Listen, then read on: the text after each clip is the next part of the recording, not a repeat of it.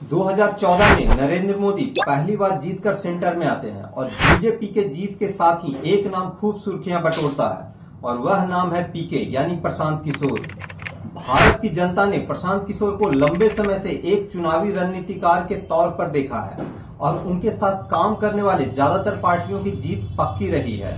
लेकिन आजकल प्रशांत किशोर अपने जन्म स्थल यानी बिहार की भूमि पर नई क्रांति का बिगुल फूंक रहे हैं। पहले पीछे से बैटिंग करते थे और किंग मेकर की भूमिका में थे, लेकिन इस बार सामने से बैटिंग कर रहे हैं और जन स्वराज के नाम पर पहली बार बिहार के सभी 243 सीटों पर विधानसभा का चुनाव लड़ेंगे। लेकिन प्रश्न यह भी है कि जिन मुद्दों पर जन स्वराज का जन्म हुआ है, इसी तरह के मुद्दे को लेकर आम आदमी पार्टी दिल्ली में आई थी, लेकिन अपने वादे को पूरा नहीं कर पाई। तो क्या जन स्वराज एक और आम आदमी पार्टी तो नहीं बनने वाली? तो चलिए करते हैं वीडियो की शुरुआत और जानते हैं कौन है ये प्रशांत किशोर। पीके यानी प्रशांत किशोर बिहार के सासाराम के रहने वाले हैं। उनके पिता पेशे से डॉक्टर थे। इंजीनियरिंग की पढ़ाई करने के बाद प्रशांत किशोर ने 10 साल तक संयुक्त राष्ट्र में काम किया और उसके बाद वह पहली बार नरेंद्र मोदी के साथ जुड़े और 2014 में बीजेपी को बम्पर जीत मिली। प्रशांत किशोर वो शख्सियत थे जिन्होंने डाटा और डिजिटल मीडिया को हथियार बनाकर एक नई तरह की राजनीति की शुरुआत की। उनकी चुनावी रणनीति ऐसी थी कि ज्यादातर पार्टियां उनकी मुरीद हो गई। नरेंद्र मोदी से अलग होने के बाद उन्होंने नीतीश कुमार के साथ काम किया। उसके बाद उन्होंने अमरिंदर सिंह के साथ काम किया। उन्होंने एक के बाद एक कई बड़े नेताओं के साथ काम किया और उन्हें जीत दिलाई। इसमें जगन मोहन रेड्डी, अरविंद केजरीवाल, एम.के. स्टालिन, ममता बनर्जी शामिल हैं।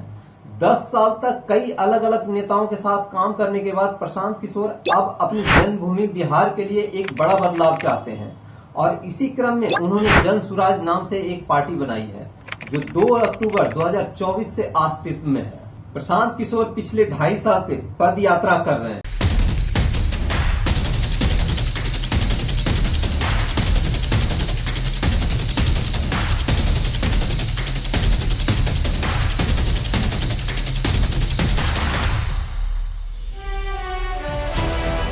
और लगभग 2700 गांवों में जा चुके हैं और गांव-गांव जाकर लोगों से मिल रहे हैं। वह उनकी समस्याओं को समझ रहे हैं और लोगों को यह समझा भी रहे हैं कि उन्हें अपने मताधिकार की ताकत पहचाननी चाहिए। किसी को 4 किलो अनाज के लिए वोट न दें। 4 किलो अनाज जाके गरीब आदमी के मिलता कि नहीं खे मिलो? जोर से बोले के बाद मिलता कि नहीं खे मिलो? मिलता, उसको वोट नहीं देना है। एक बोतल दारू और चिकन खाकर अगले दिन उस आदमी को वोट मत करो। मुर्गा भात खाकर उसको वोट नहीं देना है। इस बार वोट अपने बच्चों के लिए दो। जीवन में एक बार वोट अपने अपने बच्चों के लिए देना है। बिहार में शिक्षा और रोजगार के लिए देना है। दोस्तों, दरअसल किसी भी राज्य को विकसित करने के लिए जो काम सबसे पहले करना होता है वह है एजुकेशन, और एजुकेशन में बिहार सबसे पीछे है। आज भी बिहार का लिटरेसी रेट 64% है। वह लोगों को आश्वस्त करना चाहते हैं कि उन्हें जन स्वराज का साथ देना चाहिए और अगर जन स्वराज पूर्ण बहुमत से आता है तो यह उनके जीवन को पूरी तरह से बदल देगा। वह पलायन रोकने की बात करते हैं, वह रोजगार और शिक्षा की बात करते हैं। बिहार में शिक्षा और रोजगार के लिए देना है। वह बिहार में ही कारखाने लगाने की वकालत करते हैं। उनकी सभी सभाओं में महिलाओं की बड़ी भागीदारी देखी जाती है और वह इस पर खुलकर बोलते भी हैं, क्योंकि बिहार के ज्यादातर पुरुष काम करने के लिए बाहर गए हैं, इसीलिए उनकी सभाओं में महिलाएं ज्यादा आती है। हालांकि विपक्षी पार्टियां उन्हें वोट कटवा कह रही है और वह इस बात का जबरदस्त रूप से खंडन करते हैं कि हाँ, वह वोट कटवा है।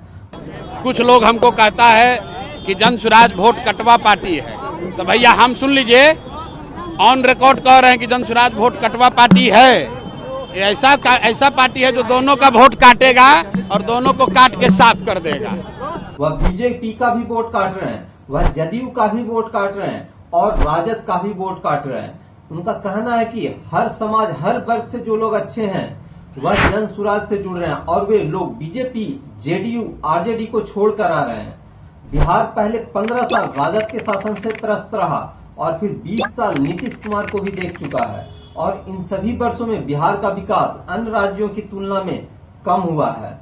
उनका कहना है कि बिहार 1990 में भी पीछे था, 2005 में भी पीछे था और 2025 में भी पीछे है, तो विकास किसने किया?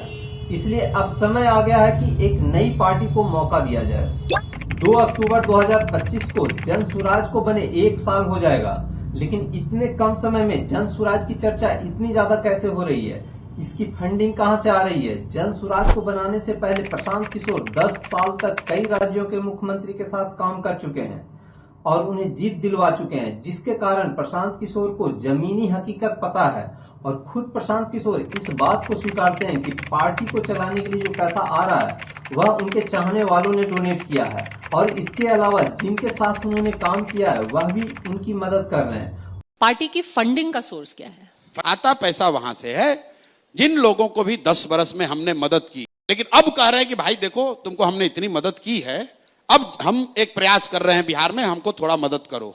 तो इस देश में 12 ऐसे लोग हैं, ध्यान रखिए, 12 ऐसी पार्टियां हैं, 12 ऐसे सरकारें बनी जिनको बनने में हमने कंधा लगाया है। तो आप उनके जो समर्थक हैं या वो लोग हैं वो थोड़ा थोड़ा भी योगदान दे रहे हैं तो पैसा आ रहा है। वह आगे आने वाले दिनों में डिसेंट्रलाइज क्राउड फंडिंग कर पार्टी के लिए पैसा जुटाना चाहते हैं, और वे पैसा जुटा लेंगे, इसमें मुझे कोई शक नहीं है। लेकिन सबसे बड़ा सवाल यह है कि बिहार जैसे राज्य में जहां साल दर साल जाति के आधार पर चुनाव होते रहे, जन सुराज के लिए वोट कौन करेगा? एक तरफ बीजेपी और जदयू है तो दूसरी तरफ आरजेडी है। बीजेपी को हिंदुओं का एक मुश्त 50% वोट आता है, और ऐसा माना जा रहा है कि बीजेपी का वोट शेयर प्रशांत किशोर की पार्टी जन सुराज को ना के बराबर जाएगा। इसके पीछे जो सबसे बड़ा तर्क है वह यह है कि प्रशांत किशोर खुलकर वक्फ बोर्ड बिल का विरोध कर रहे हैं। इसके अलावा हमारे दो जैसे बड़े मुद्दे पर प्रशांत किशोर खुलकर बात नहीं करते, या कहें बात ही नहीं करते हैं। कहीं ना कहीं अपने मुस्लिम मतदाताओं को वे नाराज नहीं करना चाहते। बिहार में मुस्लिम मतदाताओं की संख्या लगभग 18% है, और प्रशांत किशोर अच्छे से समझते हैं कि यह मतदाता जिसकी तरफ जाएंगे उनकी जीत लगभग पक्की है। मुस्लिम मतदाता पिछले कई वर्षों से आरजेडी का साथ देते आई है। अगर वह मुस्लिम मतदाताओं को अपनी तरफ खींचने में सफल होते हैं तो उनकी राह आसान हो जाएगी, लेकिन मुस्लिम मतदाताओं को तोड़ना इतना आसान नहीं होगा। अभी भी मुस्लिम मतदाताओं को आरजेडी का कोर वोटर माना जाता है, और पिछले कई इलेक्शन में मुसलमानों ने आरजेडी का ही साथ दिया है। उनका MY समीकरण ऐसा है जिसे पिछले 35 सालों में कोई नहीं तोड़ सका। वह खुद ब्राह्मण समुदाय से आते हैं, जिनकी संख्या बिहार में मात्र 4% है, और ब्राह्मण समुदाय भाजपा का कोर वोटर रहा है। जन सुराज के गठन के बाद राजद ने प्रशांत किशोर को प्रशांत किशोर पांडे के नाम से बुलाना शुरू कर दिया, जिसका एक ही मतलब है कि लोगों को यह बताना कि यह व्यक्ति यानी प्रशांत किशोर एक अगड़ी जाति का व्यक्ति है, और सभी गरीब गुरबा लोगों को उसे वोट नहीं देना चाहिए। बिहार में मतदाता पुनरीक्षण का काम चल रहा है, जिसका प्रशांत किशोर खुलकर विरोध कर रहे हैं। लोगों का मानना है कि मतदाता पुनरीक्षण से भाजपा को फायदा होने वाला है, क्योंकि मतदाता पुनरीक्षण के पीछे का कारण बांग्लादेशियों को वोट देने से रोकना है, और इसीलिए राजद भी इसका विरोध कर रही है। अब यह आने वाले दिनों में पता चलेगा कि मुस्लिम मतदाताओं का वोट प्रशांत किशोर को जाएगा या तेजस्वी यादव को। फिर प्रश्न यह है कि प्रशांत किशोर को वोट आएगा कहां से?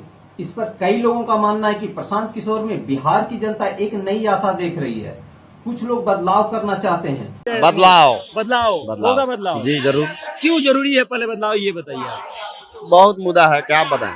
कुछ लोगों का मानना है कि जो बात प्रशांत किशोर कर रहे हैं अगर वह कर पाए तो उनका जीवन बदल जाएगा। अगर अगले 4 महीनों में जन सुराज के लिए अच्छा माहौल बन जाए तो प्रशांत किशोर हर धर्म हर जाति के लोगों का वोट हासिल कर सकते हैं। इसी तरह का उदाहरण पहले हम दिल्ली में देख चुके हैं।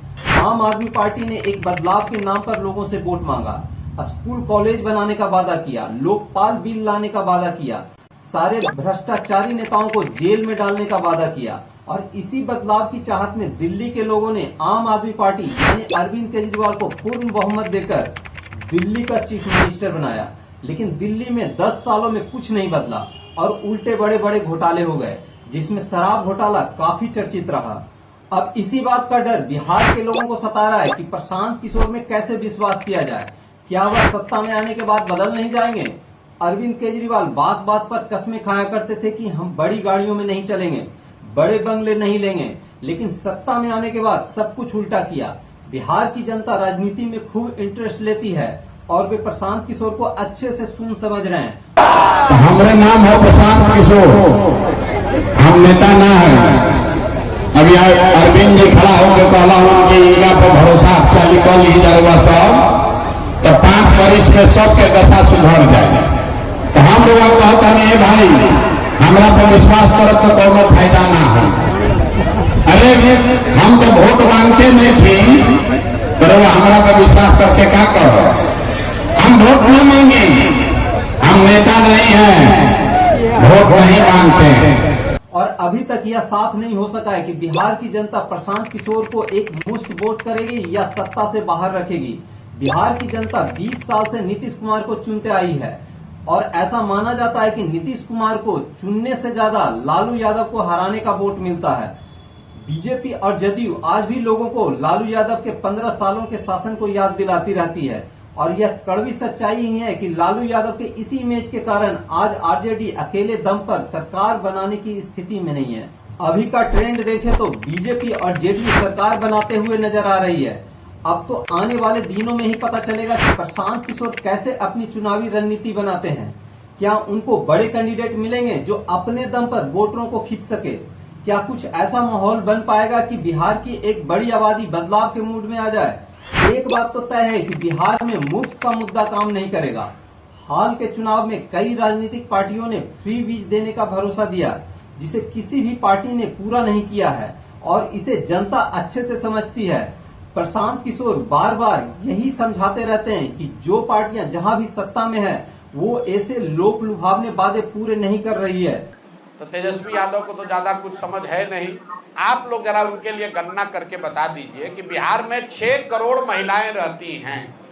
अगर उसमें 1-1.5 करोड़ जो नाबालिग महिला है, बच्ची है, उसको अगर हटा भी दें, 4.5 करोड़ 5 करोड़ महिलाओं को अगर आप 2,500 रुपया हर महीना देंगे तो साल में 1,50,000 करोड़ से ज्यादा पैसा लगेगा। बिहार सरकार का ये बजट ही नहीं है। तो भैया जो बजटे नहीं है तो कैसे, मतलब आपके जेब में है 100 रुपया और आप कह रहे हैं कि हम 200 रुपया का सामान खरीदेंगे, तो दुकान वाला क्या कहेगा? 2 थप्पड़ मार के भगा देगा कि भैया जब पैसा होगा तब आना। लेकिन एक गंभीर बात समझिए, कांग्रेस वाले भी इसमें शामिल हैं। तो हमने एक चुनौती दी है देश में अपने आप को बहुत बड़े अर्थशास्त्री समझने वाले और हैं भी, पी चिदम्बरम जी को। कांग्रेस को पी चिदम्बरम को बिहार में लाना चाहिए और चिदम्बरम जी आकर बिहार के लोगों को ये समझा दें कि कैसे बिहार के बजट से, बिहार के संसाधन से बिहार में सभी महिलाओं को 2,500 रुपया महीना दिया जा सकता है। अगर पी चिदम्बरम इस बात को समझा देंगे तो मैं इसको सहर्ष स्वीकार कर लूंगा और माई बहन योजना का समर्थन भी करूंगा। जबकि वह वहां पर सत्ता में है, फिर बिहार में 2,500 रुपये कहां से देंगे? वह कहते हैं बिहार में 6 करोड़ महिलाएं हैं, अगर इसमें 1.5 करोड़ छोटे बच्चों को निकाल दें तो 4.5 करोड़ महिलाओं को 2,500 रुपये देने के लिए लगभग 1.5 लाख करोड़ रुपए की जरूरत पड़ेगी, जबकि बिहार के पास खर्च करने के लिए सिर्फ 1 लाख करोड़ रुपए हैं। प्रशांत किशोर का समझाने का यही स्टाइल और हर गांव में जाकर लोगों से संवाद करने का यही तरीका शायद उन्हें और नेताओं से अलग कर रहा है और लोगों को भी यह समझ आ रहा है कि अधिकतर राजनीतिक पार्टियां लोक लुभावने वादे सिर्फ करती हैं, जबकि सत्ता में आने के बाद उन बातों को पूरा नहीं करती हैं। प्रशांत किशोर लोगों को यह समझाते हैं नीतीश कुमार 1 करोड़ जॉब लाने की बात कर रहे हैं। 1 करोड़ जॉब का मतलब 1.5 लाख जॉब हर महीने। तो अभी बिहार में इलेक्शन होने में 4 महीने हैं, तो हर महीने 1.5 लाख लोगों को जॉब क्यों नहीं दे रहे हैं? और इसीलिए नीतीश कुमार प्रशांत किशोर की बातों को काफी सीरियसली लेते हैं। जब प्रशांत किशोर ने वृद्धा पेंशन को 2,000 करने का वादा किया तो जदयू ने अभी से ही वृद्धा पेंशन को 400 से बढ़ाकर 1,100 कर दिया। एक बात तो तय है कि जन सुराज अगले आने वाले इलेक्शन में या तो अर्श पर रहेगी या फर्श पर रहेगी और यह बात खुद ही प्रशांत किशोर कहते हैं। 243 में से कितनी सीटें आएंगी प्रशांत? अर्श पे या फर्श पे, या तो 10 से कम या इतनी सीट की इतिहास लिखा जाएगा। एक बात तो तय है कि बिहार में एक नई पार्टी का जन्म हुआ है जिसका नाम है जन सुराज और एक नया नेता अकेले 3 बड़ी पार्टियों को सोचने पर मजबूर कर रही है। हो सकता है कि जन सुराज 2025 के इलेक्शन में कुछ बड़ा कारनामा न कर पाए, लेकिन आने वाले दिनों में जन सुराज एक बड़ी पार्टी होगी, इसमें कोई शक नहीं है। तो दोस्तों, आप जन सुराज को आने वाले इलेक्शन में कहां देखते हैं? कमेंट कर बताएं। क्या जनसुराज एक आम आदमी पार्टी बनकर तो नहीं रह जाएगी, या प्रशांत किशोर अपने वादे को पूरा करेंगे और बिहार का पुनर्जन्म होगा। थैंक यू, जय हिंद।